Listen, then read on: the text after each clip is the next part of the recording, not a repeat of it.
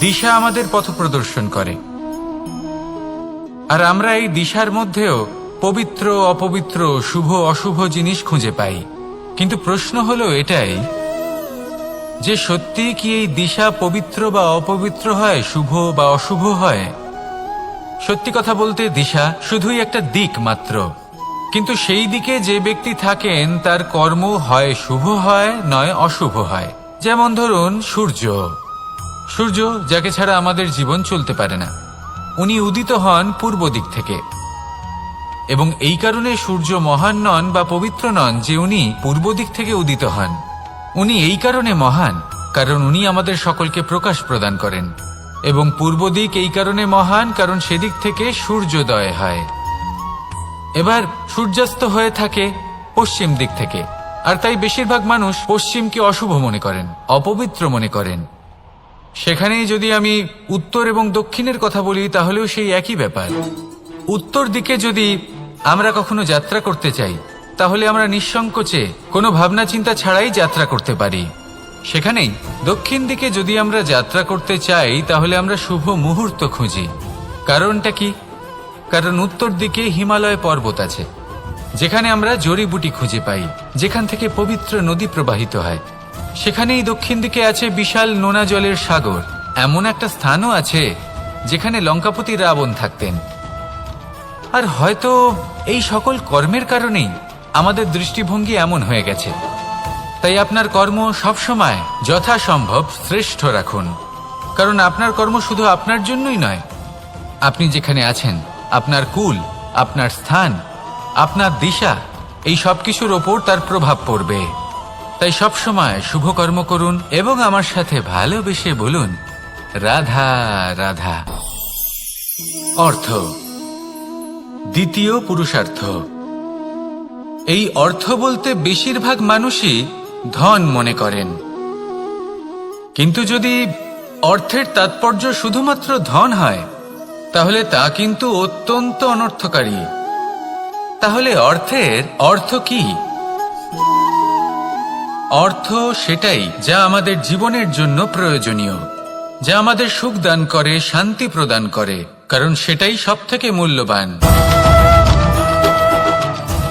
মাতা পিতা, বন্ধু, আত্মীয় স্বজন, গুণ, পুণ্য, জ্ঞান, এই সব কিছু মিলে অর্থ তৈরি হয়। আর সঠিকভাবে বলতে গেলে এটাই কিন্তু জীবনের আসল অর্থ। তাহলে আসুন আমার সাথে ভালোবেসে বলুন রাধা রাধা। এই সংসারে যখনই পাপের ঘোড়া পূর্ণ হয় তখন ঈশ্বর অবতীর্ণ হন। দেখুন, যে ব্যক্তি পাপের সাথে লড়াই করে সবাই তাকে ঈশ্বর মনে করেন। এখানে বিষয় হলো সাহসের, বিষয় হলো লড়াইয়ের। এই সময় সর্বশ্রেষ্ঠ শিক্ষক, আর সময় তার সাথেই খেলা খেলে যে সর্বশ্রেষ্ঠ খেলোয়াড় হয়। সময় তাদেরই পরীক্ষা নেয়। এবার হয় আপনি আগে থেকেই সর্বশ্রেষ্ঠ হন, নয় এই খেলা খেলতে খেলতে সর্বশ্রেষ্ঠ হয়ে ওঠেন। যখনই এই সময় আপনার পরীক্ষা নেবে তখন কখনোই নিরাশ হয়ে পড়বেন না। নির্ভীক হয়ে সাহসের সাথে সামনের দিকে তাকান এবং এগিয়ে চলুন। পরিস্থিতিগুলির এবং পরীক্ষার সম্মুখীন হন। এই পরীক্ষা ভবিষ্যতে আপনাকে এমন একটা ফল দেবে যে আপনি কৃতজ্ঞ বোধ করবেন যে আজ আপনি এই পরীক্ষার সম্মুখীন হওয়ার সুযোগ পেয়েছেন।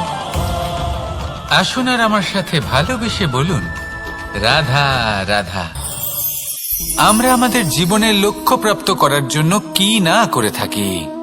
আমরা ভাবনা চিন্তা করে থাকি, কত জ্ঞান অর্জন করে থাকি, তারপরে আমরা পরিকল্পনা করি আর প্রচেষ্টা করি। এবার প্রথম চেষ্টাতেই সাফল্য লাভ করব সেটা নাও হতে পারে, বরং ইতিহাস সাক্ষী যে প্রথমবার প্রচেষ্টা করে সাফল্য লাভ করার সম্ভাবনা অত্যন্ত কম। আর যে কোনো সফল ব্যক্তিকে দেখুন, আপনি বুঝবেন সেই ব্যক্তি বারবার প্রচেষ্টা করে, চেষ্টা করা থামায় না, তবেই সেই ব্যক্তি একদিন সাফল্য লাভ করেন। সেই জন্য আপনিও প্রচেষ্টা করা কখনো বন্ধ করবেন না, করতেই থাকুন। যখন আপনি প্রথমবার প্রচেষ্টা করেন তখন আপনি একা থাকেন, কিন্তু যখন আপনি দ্বিতীয়বার প্রচেষ্টা করেন তখন আপনার সাথে কিছু বিগত প্রচেষ্টার অভিজ্ঞতা থাকে। চেষ্টা করতে থাকুন, সাফল্য আপনার কাছে আসতেই চলেছে। আসুন আমার সাথে ভালোবেসে বলুন, রাধা রাধা।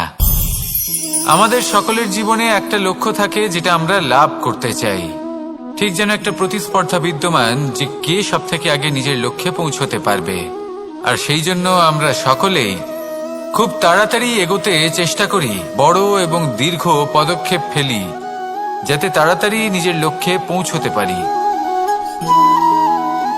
কিন্তু এক অত্যন্ত গুরুত্বপূর্ণ বিষয় আছে, সবসময় লক্ষ্য সামনে থাকবে না, কখনো কখনো তা খুঁজতে হয়। এই যাত্রা খুব কঠিন হতে পারে। আর ঠিক এই কারণেই সবসময় দ্রুত গতিতে চলা বা তাড়াতাড়ি পথে চলা সেটা আবশ্যক নয়। তার থেকেও বেশি গুরুত্বপূর্ণ হলো ভেবেচিন্তে তারপর পথ চলা। যদি ভেবেচিন্তে পদক্ষেপ ফেলেন, চলতে পারেন, তাহলে সেটাই সর্বশ্রেষ্ঠ পদক্ষেপ। কখন কোন দিকে যেতে হবে, কখন কোথায় দিক পাল্টানো যাবে না, কখন গতি বেশি রাখতে হবে, কখন কম, কখন থামবো, কখন চলবো, এই সব কিছুর বিষয়ে জ্ঞান অত্যন্ত গুরুত্বপূর্ণ এবং ভেবে চিন্তে চলতেই হবে। সেই জন্য শুধু তীব্র গতিতে সামনে এগোলে চলবে না, ভাবনা চিন্তা করে এগোতে হবে। আসুন আমার সাথে ভালোবেসে বলুন, রাধা রাধা। মানুষ বলে থাকেন যে জীবনে সময়ের পূর্বে এবং ভাগ্যের থেকে বেশি কিছুই পাওয়া যায় না। এটা যার যার নিজের বক্তব্য। আমি বলবো এই সময় আসলে কি? এই সময় হলো যাতে যুগ যুগান্তর নিহিত আছে, যার মধ্যে দিন আছে, মাস আছে, বছর আছে, ঠিক কিনা? বাস্তবে আপনার কাছে সময় কতটা আছে যা আপনি সদ্ব্যবহার করতে পারেন?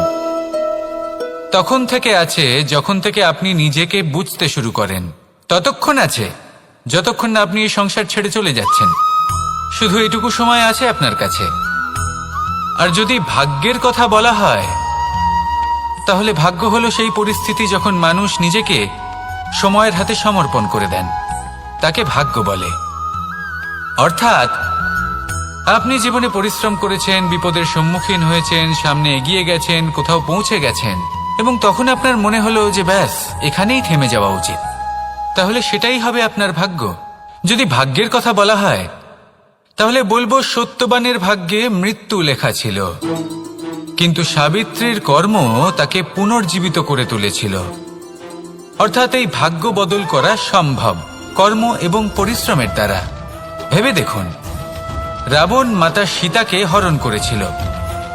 যদি শ্রীরাম সেটাকে ভাগ্য বলে মেনে নিতেন, তাহলে কখনো ভাগ্য বিধাতা হয়ে উঠতে পারতেন না।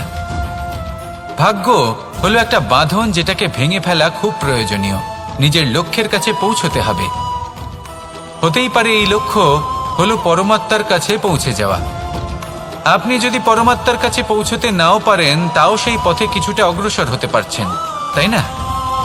তাহলে ভাগ্যের এই বাঁধন ভেঙে ফেলুন, নিজের কর্মের দ্বারা নিজের প্রারব্ধ গড়ে তুলুন এবং আমার সাথে ভালোবেসে বলুন, রাধা রাধা। এটা কোনো এক সময়ের কথা।